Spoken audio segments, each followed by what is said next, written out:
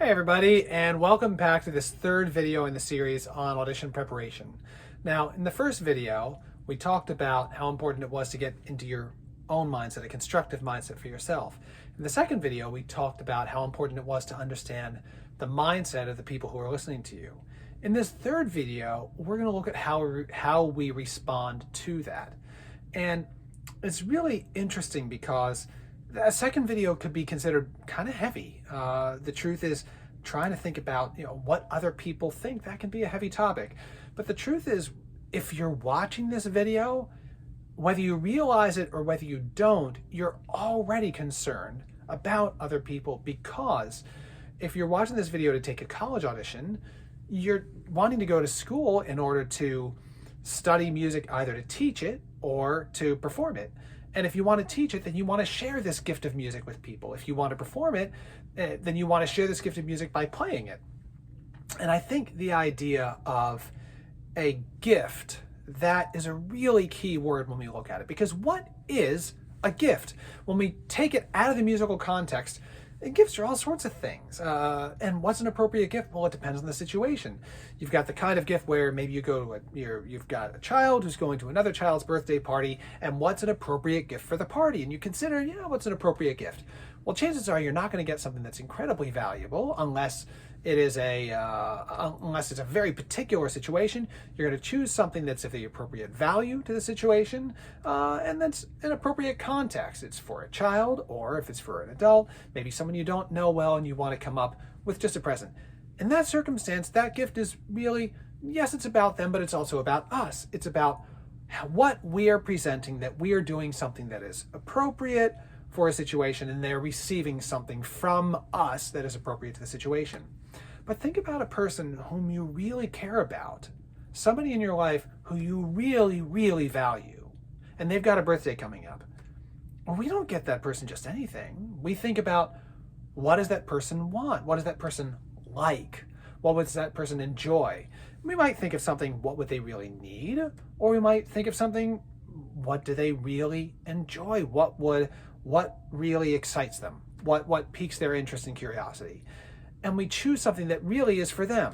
Now, yes, there is our take on it. We are the ones who choose the present, but we choose it with them in mind. It's no different in music. When we share this gift of music, we value the person who's listening to us, and we present them with something that they would enjoy, that they want, that they value. And when it comes to college auditions, you might say, well, what can I do? Because I can only get as good as I can, etc. I can only work as hard as I can, and I'm already doing that. And yes, that is something that we're doing. We're working to become as proficient on our instrument ahead of our college auditions as we can. At the same time, you do have the opportunity, or may have the opportunity, in a college audition to do something different. And is that something you can practice? Is there anything we can't practice? Think about it. For example, let's say you're playing Bordoni number 7, and you're playing it very lovely.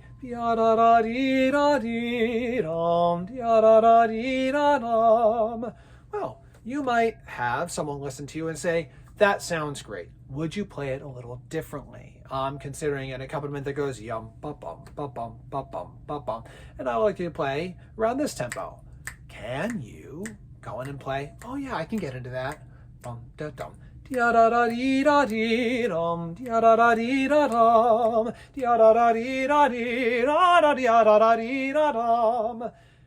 a question. Can you do that? And that is something that we can practice. You can go in the practice room and you can practice that. And you might say, oh my gosh, how am I going to do that? You're blowing my mind with how much I'm supposed to do.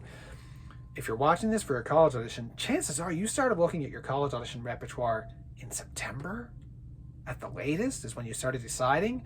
So if you've been working on this September, October, November, December, January, February, that's 5 months, that's 6 months of working on the same repertoire. Isn't making a change something you can practice in 6 months' time?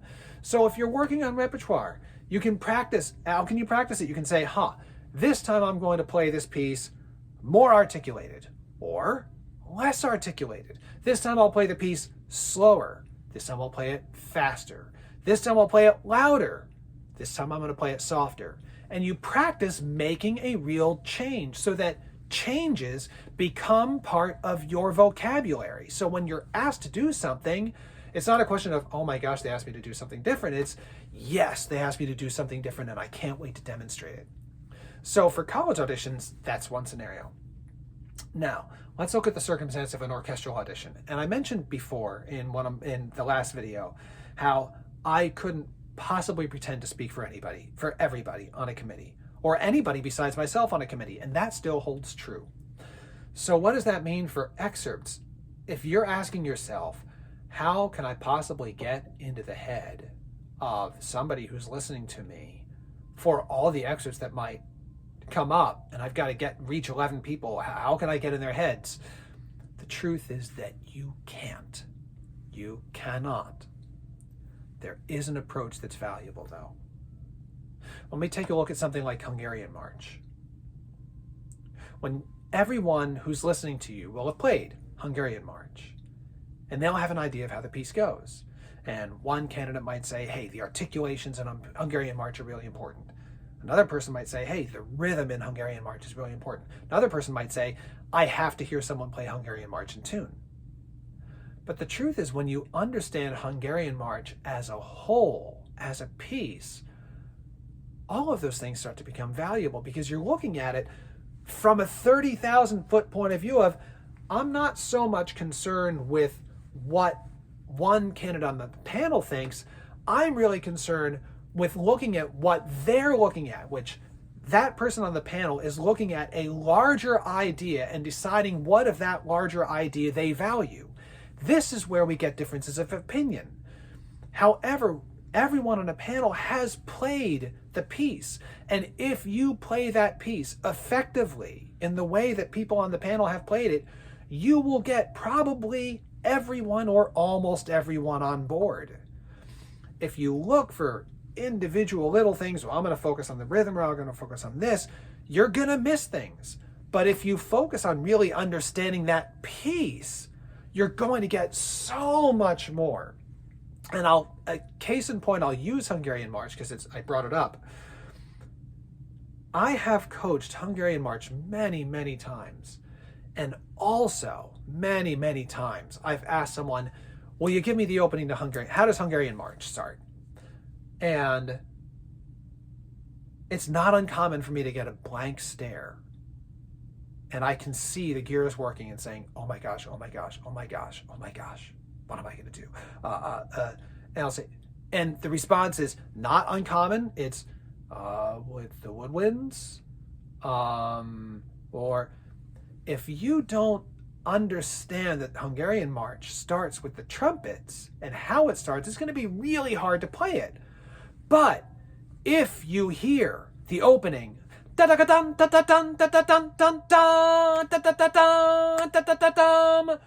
will never in a million years play do do do do do do do do do do do do do do do do, because it won't make musical sense. You will have in your mind already how the piece goes, how the piece sounds, and you will play. Instead, you'll hear that and you'll want to play and you will have the rhythm. You will have the articulation. Hopefully, you'll also have the intonation, but if you don't, that is something in particular you can listen to and say, do I really sound like I'm playing scales? These are all things that will get you where you want to go from the bigger picture. I am not saying for a second, don't be detail-oriented. I am saying, don't be so detail-oriented that you fail to see the big picture in what you're playing. And every piece of music in an orchestral audition has a big picture. And it's for the big picture that it's actually on the audition list. If you keep that in mind, you will not necessarily get into the heads of the individual committee members who are listening to you, but you will give them, hopefully, you give yourself a chance to give them the picture of the piece that they're looking at when they decide what's important. And if you have that, then you have people then you're giving people what they expect. So that's how we respond. I know there are a couple specific things here, but the specific things I brought up are specific things relating to the 30,000 foot point of view. I never intended for this series to be about a specific piece or a specific opportunity, but my hope was that by putting this together, I could give anyone who's watching this a chance to step back and get some practical advice for some big picture things that they can look at. So I hope you found this series helpful.